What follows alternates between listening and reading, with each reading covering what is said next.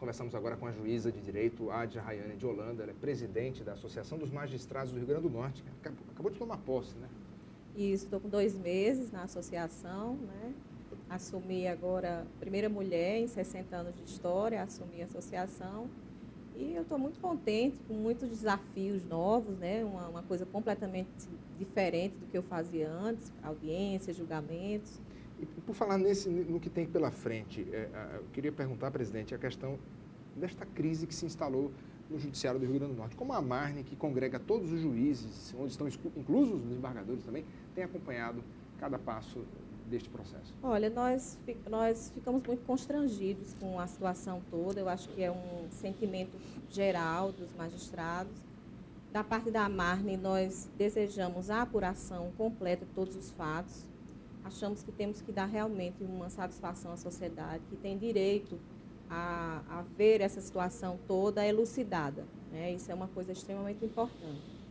Também nos parece importante que aguardar o resultado dessas investigações, desses processos que estão correndo, antes de tirar qualquer conclusão em relação à culpabilidade das pessoas que estão sendo acusadas, né? Agora, independente dessa culpabilidade, enfim, de ser comprovada ou não a culpa dos acusados, esse escândalo dos precatórios causou um desgaste na imagem tanto do tribunal, né, do Poder Judiciário como um todo, mas também respingando nos magistrados. Como é que a Marne pretende tentar resgatar essa credibilidade? Isso é uma coisa muito importante, porque, assim, a um primeiro olhar, esse desgaste é bem notório, mas eu acredito que, com o passar do tempo, talvez a própria sociedade vá perceber que essa investigação, ao invés de um retrocesso, possivelmente foi um avanço.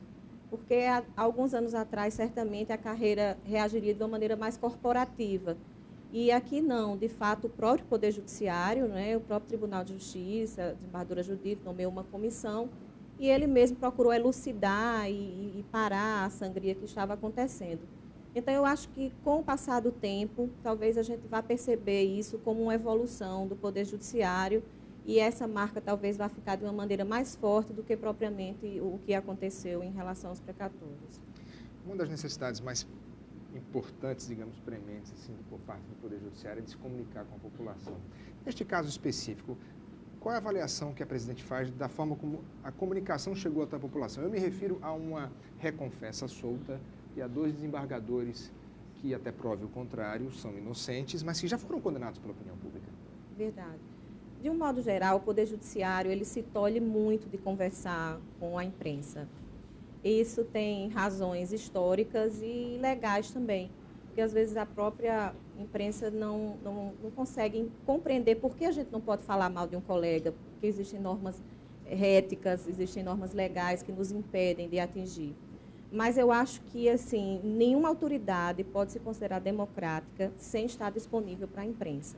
E responder com sinceridade, com firmeza e dentro daquilo que a gente pode responder. Porque algumas coisas a gente não sabe e outras nós estamos eticamente impedidos de responder. A decisão do juiz que concedeu a liberdade provisória, enfim, tem tomado as páginas de jornais, as redes sociais. Até que ponto, na opinião da senhora, a coisa da delação premiada é realmente eficaz no momento que, como o Luiz acabou de falar, se concede benefícios aos réus confessos, enfim. Como é que a senhora vê essa situação? Olha, a delação premiada é um instituto extremamente novo, né? No país a gente tem poucos casos de utilização, especialmente em casos assim de grande porte. Nós vamos ter que ver como é que a própria sociedade vai avaliar essa circunstância de um réu confesso. Inclusive, no caso de Carlo Barana, ela foi realmente a um programa de renome nacional e ali de uma maneira muito assim, à vontade, expôs a sua circunstância de ré.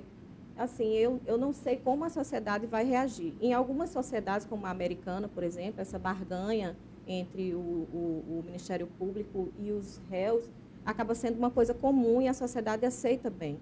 Na sociedade brasileira, por ser um instituto novo, é difícil fazer essa avaliação de como ela vai vir. Eu acredito que, inicialmente, deve haver uma reação de revolta, que as pessoas gostariam de vê-la pagar de uma maneira mais dura.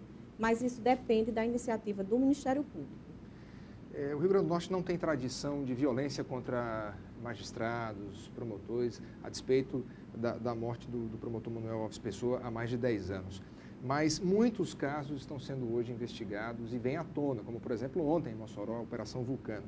A presidente tem essa preocupação no quesito segurança para os seus colegas? Com certeza. Hoje nós temos uma pessoa da nossa diretoria com assento na Comissão de Segurança.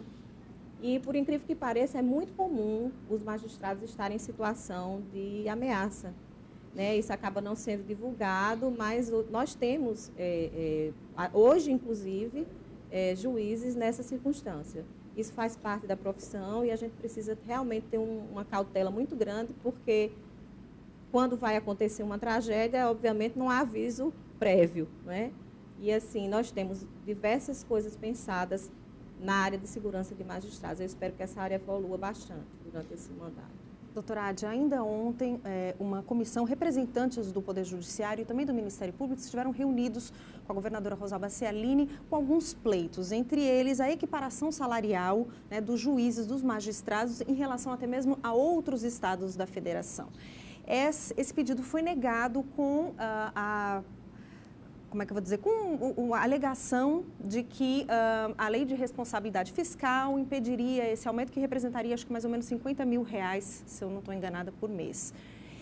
A partir dessa negativa, existe atualmente algum tipo de situação assim complicada, de desgaste entre o Poder Executivo e o Judiciário? Na verdade, assim, não houve uma negativa. Essa legislação que a gente chama Lei de Redução de Diferença de Entrância, que é uma parametrização entre as justiças do país inteiro, incluindo também o Ministério Público, ela está sob avaliação técnica. Ela vai passar por uma avaliação técnica, aliás, passou na data de ontem, e nós teremos, em data próxima, uma nova reunião com a governadora. É uma das legislações assim, mais cautelosas que nós temos, porque o Poder Judiciário e o Ministério Público estão longe do limite prudencial, e essa nossa legislação, ela prevê a diminuição de 5% entre as entrâncias ao longo de 4 anos. Então, é um impacto muito suave, é uma lei absolutamente responsável. Nós somos sensíveis à situação do Estado, já que a governadora coloca isso tudo. E, assim, eu acredito que com todos esses cuidados a legislação deve ser aprovada. Sim, pelo menos à minha vista, eu acredito que deve ser aprovada.